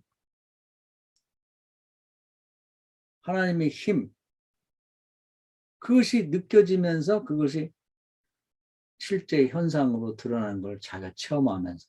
근데 요즘 사람들이 그걸 원하는 거예요. 그걸 하고 싶은 거죠. 그래서 아모스 8장에 가면은 아름다운 젊은이 청년, 아가씨들, 또 청년들, 그들이 때가 되면 먹을 것이 부족하거나 마실 물이 없어서가 아니라 하나님 말씀이 있는데 하나님 말씀이 없어. 그 하나님 말씀을 찾아가지고 저 북쪽에서 동쪽으로 막 옮긴다. 요즘에 나는 이것이 뜻이 있다고 그래요. 난 처음에 북쪽에서 동쪽이 무슨 의미가 있냐는데 북쪽이 서양 철학에 입각한 서양의 교인들이거든. 근데 거기는 플라톤적인 신학에 입각해 있기 때문에 신 증명했는데 신 체험이 없는 거야. 아름답다는 얘기는 저 이렇게 해서 그래요.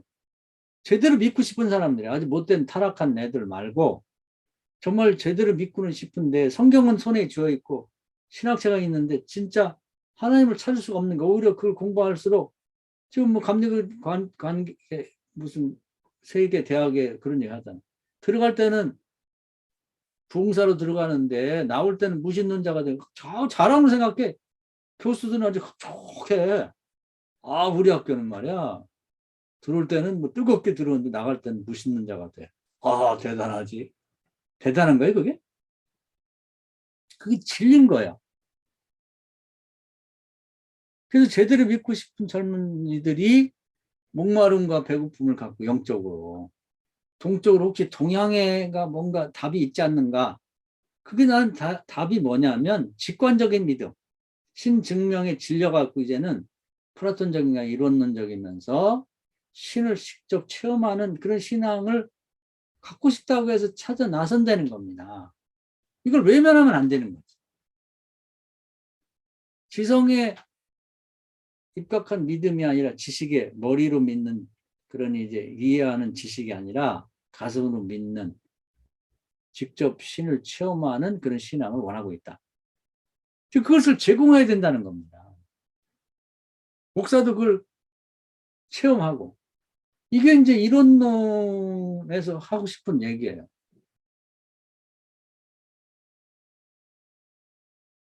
그래서 이미 다 이루어졌다는 거예요. 이제 좀 가면 나오겠지만 이거 스피노자가 한 얘기인데 이미 그리스도 기독교로 말하면 그리스도가 십자가에 돌아가시고 다 이루었다고 할 때 잃어버렸던 하나님의 형상도 회복되고 여호와 일에 다 준비가 되어 있는 거예요. 그래서 이 현실 속에 하나님이 창조하려고 했던 그 모든 내용이 다 들어있는데 그 저주로 덮여 있고 또 회개하지 않은 걸로 이렇게 죄로 덮여 있는데 그래서 로마서 8장에 보면 모든 피조물들이 예수께서 이렇게 모범을 보인 것처럼 하나님의 아들들 로마서에 보면 예수님이 첫 아들, 맏아들이라고 그 다음에는 동생들이죠. 동생, 아들, 딸들인데 동생, 여동생, 남동생처럼 우리가 그 다음에 자식들인데 예수가 한 것처럼 모든 피조물들이 이미 자기들은 알고 있어요. 예수님의 대속으로 우리 저주가 풀렸으니까 와서 좀 성령을 임재하게 만들어갖고 시몬이 베드로가 되고 다락방 그 집이 개척교회가 되고 더러운 예루살렘 성시가 되고 안진뱅이가 또 건강한 자가 되도록 만들듯이 우리를 그렇게 와서 해달라는 거야. 근데 이걸 몰라요. 쓸데없는 그런 이게 뭘 해야 될지를 모르는 목회가 뭔지 목사들이 뭘 하려고 하는지를 몰라. 피조물이 기다리고 있단 말이에요. 품고 우리를 기도해달라. 좀 이미 무정란이 유정란으로 바뀐 것처럼 달걀 속에 다 뿅아리가 들어있는데 품고 기도해줄 엄마 닭이 없는 거예요. 사도행 1장에 보면은 예루살렘을 품고 기도해라. 떠나지 말고. 깜짝이 그러니까 우리가 이제 부활절에 달걀만 먹지 그 뜻을 몰라요. 달걀이 10,000개가 있어도 품는 어미닭이 없으면 뿅아리는 하나도 안 됩니다. 모든 피조물, 모든 도시, 모든 개인, 가정 다 속에 예수님의 대속으로 모든 병아리가 될 수가 있는, 모두 거듭날 수 있는, 모두가 어부 시몬 속에 있는 베드로 같은 존재, 핍박자 사울 속에 있는 바울 같은 존재가 다 들어있는데 그 자체를 몰라. 누군가 품고 기도해줘. 어미닭의 그 자연의 빛이라 그래. 자연의 빛. 어미닭 20일 동안 품고 있으면 하나님의 은총의 빛을 비춰준단 말이에요. 그것이 줄탁 동시라 그래. 인간의 그 온기와 그 어미닭의 온기와 하나님의 은총의 빛이 하나가 되면서 달걀 속을 한번 까봐도 뿅아리가 없는데 그 21일 동안 뿅아리가 돼서 나오거든. 그걸 목사들이 해야 되는 거예요. 그걸 해달라는 거야. 요즘 새벽 기도도 안 해. 목사들이. 아주 뭐 신났어. 정부에서 하지 말라는데 뭐.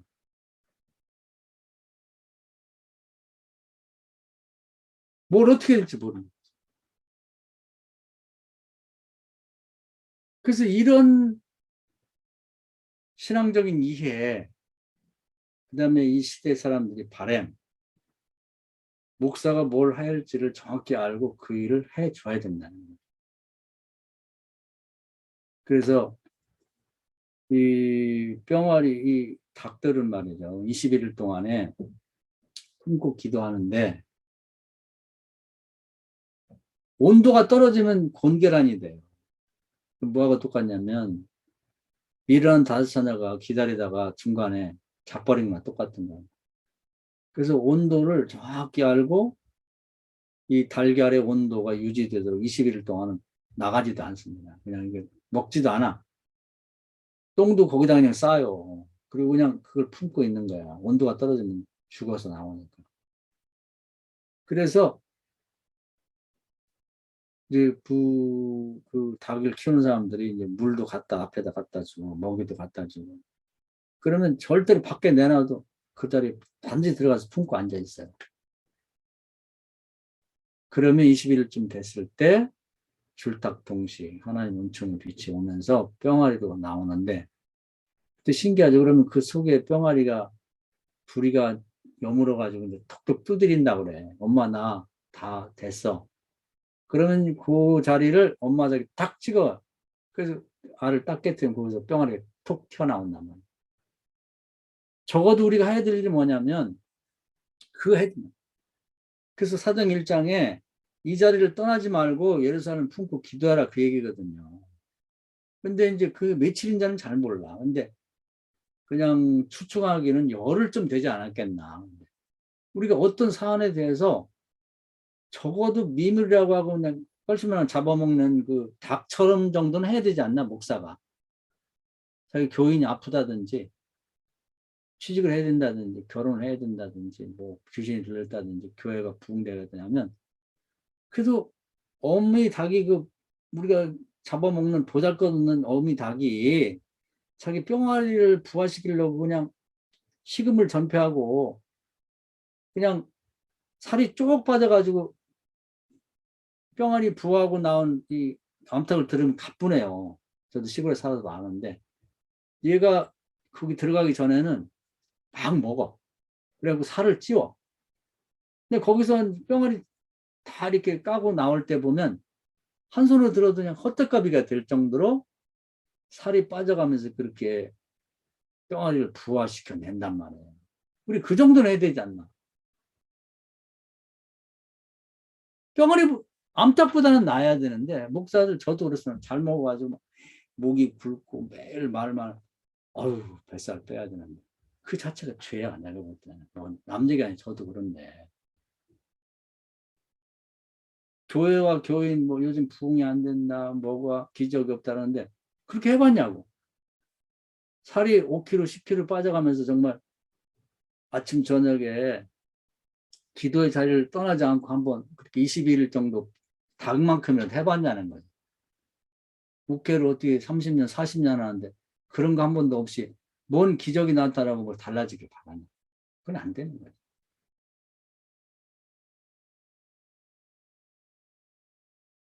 지금 시대의 사람들이 그걸 원하는 거예요. 그런 설교를 듣고 싶고 그런 목사를 보고 싶은 거예요. 지금은 옛날처럼 교회 크고 뭐 건물 좋다고 해도 별로 그렇게 감동받고 뭐 대단하게 생각 안 해요. 정치 열심히 했나 보다. 아버지 찬스 썼나 보다. 뭐 그런 걸 뭐 그렇게 귀하게 보고 막 대단하게 생각하지 않는다고. 어떤 목사를 보고 싶냐면 21일 동안 자기 몸무게가 5kg, 10kg 까져가면서 교인들과 교회를 위해서 그 교회가 부화되고 그 사람이 변화돼서 안진뱅이에서 속에서 건강한 사람이 부화되어 나오는 그런 것을 추구하는 목사가 있었으면 그런 사람 보고 싶은 거예요. 아마 그런 사람이 있으면 저도 이제 앞으로 그거 해야 될 과제이긴 한데 신기해서라도 아마 외국에서라도 보고 싶을 거야. 아우 저분이 병아리 까니라고 그냥 몸이 이렇게 마르고 신령해졌구나. 그 자체로서 그냥 은혜가 되는 거지. 지금의 목회, 지금의 교회의 모습은 지성의 대상으로서의 교회. 그 목사님 외국 가서 박사학위 하셨다면 박사학위 3개도. 그건 다 플라톤적인 입장에서 그런 얘기지.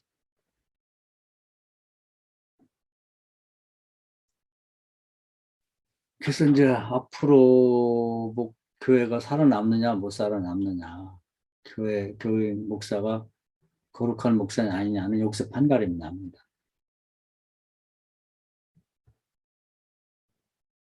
그래서 이제 철학이 결국 가야 될 방향은 이제 거기에 있는 거예요. 직관적인 믿음. 그 목사도 경험하고, 그 다음에 교인도 그렇게 하도록 만들면. 한 번만 경험하면 그 평생 갈 수 있는 믿음의 미천이 생겨요. 40년, 50년 지났는데 목사도 그런 경험이 없어. 그래서 목회를 그만둘 때까지 목회를 해야 될까 말아야 될까, 하나님 나를 부르셨나 안 부르셨나, 그것만 생각하고 있어. 때려쳐야 되는데.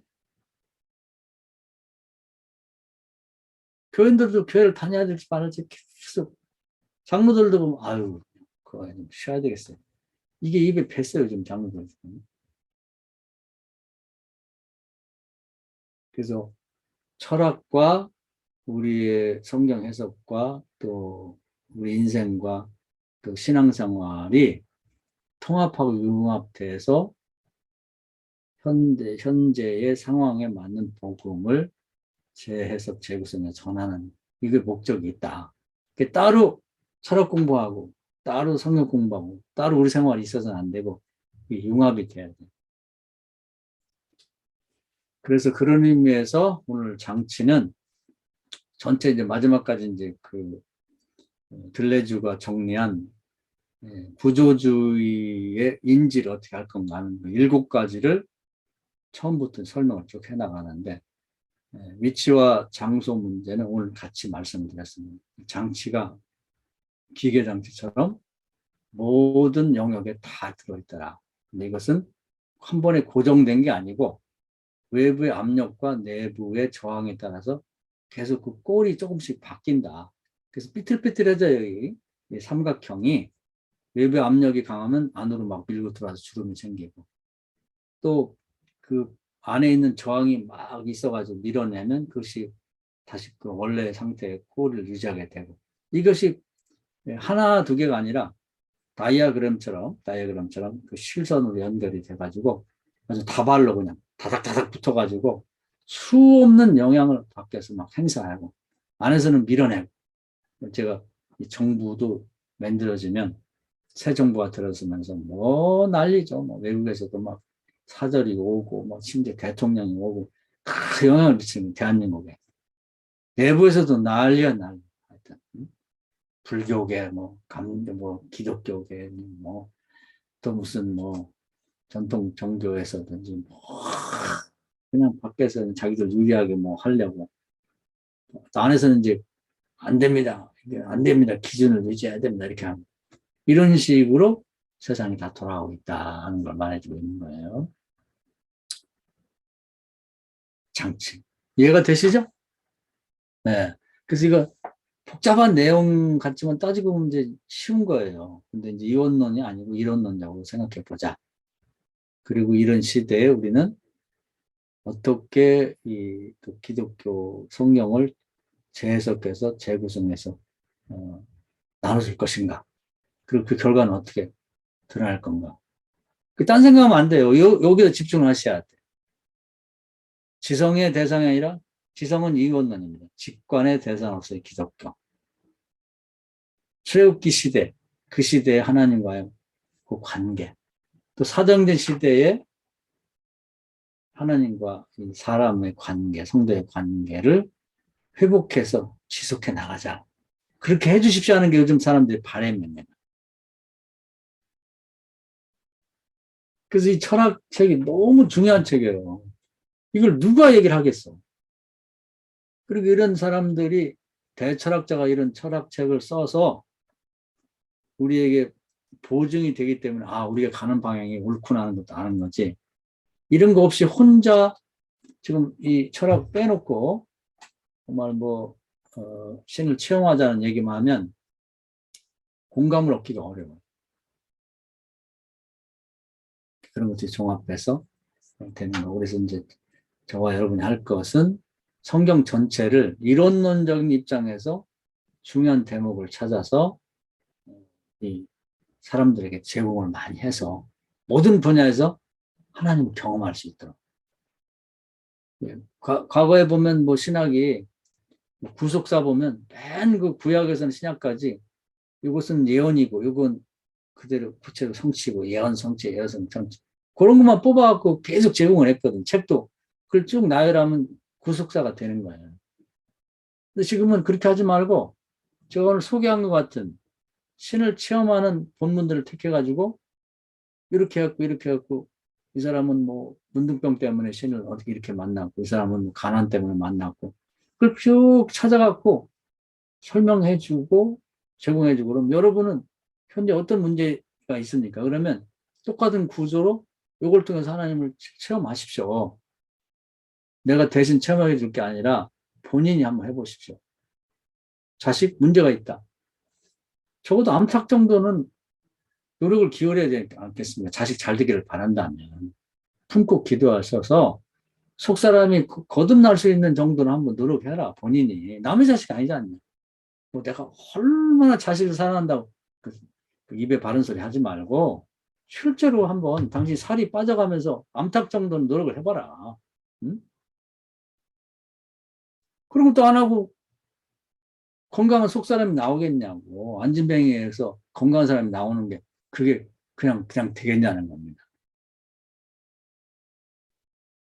그지 우리가 해야 되는데 이걸 지식으로 또 하면 안 돼. 그거 옳지.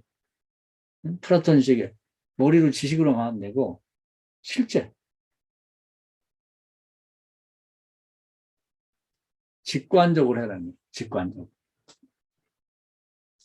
그래서 이제 그런 본문들을 체크해보면 좋겠다 하는 얘기입니다. 그래서 제가 많이 얘기했지만 아브라함의 며느리로 들어간 그 종이 두 가지 조건을 걸고 기도하죠. 내가 물 달라고 할 때 물 주는 거. 그리고 내가 부탁 안 해도 낙이 10필이 있는데 무릎 꿇고 앉아있는데 그 아가씨가 아이고 아저씨뿐 아니라 말 못하는 나귀들도 목마르겠네. 제가 물 좀 떠다 줘도 되겠습니까? 그리고 떠다 주는 거 볼 때 이거 됐구나. 이 여자구나. 그러면서 기도해요. 하나님 감사합니다. 순적하게 만난 것 같아요. 그 정도면 우리도 만난 것 같지 않아요? 그걸 볼 때 전율이 그러더라고. 이렇게 신앙생활 하는 거구나. 하나님이 이 여자를 준비했구나. 처음에 갈 때는 막막했지. 메소포타미아는 당시 최고의 도시인데 저 가나안 땅이 알지도 못한 시골 강원도 산골 같은 데서 밑도 끝도 없이 거기 하나님이 메소포타미아 가면 며느리감이 있다고 해서 보내는데 어떻게 고를 거야? 어떻게? 근데 아가씨가 와서 물을 떠주는 거야. 그때 그걸 볼 때 기분이 어떻겠어요? 하나님 순적하게 만나게 너무 감사. 묵도해 묵도. 그때 묵도는 정말 일생에 매일 경험해봐야 될 가장 아름다운 모습이자 짜릿한 거지. 그리고 정말 하나님이 저 여자를 준비했는지 가서 확인하면서 손을 딱 잡고 내가 여차해서 당신 이렇게 해서 기도했고 매너를 데려오라 했더니 그렇다면 가야죠. 이야, 이게 신앙생활. 지금부터 해야 될 신앙생활이 옛날에 제대로 된 신앙인들은 그렇게 생각을 했단 말이에요. 아브라함, 이삭, 야곱. 그 전통이 플라톤 때문에 이게 없어진 거예요. 그래서 어거스틴이 제가 뭐 지난번에 어거스틴이 그 내비 아닙니다. 그 하이데커가 존재 망각을 가장 원흉으로 보는데 또 그랬더니 그 어거스틴이 얼마나 훌륭한 사람인데 그 비판하는 훌륭하고 안 하고는 사람들이 평가하고 하나님 볼 때는 그 사람은 아웃이야.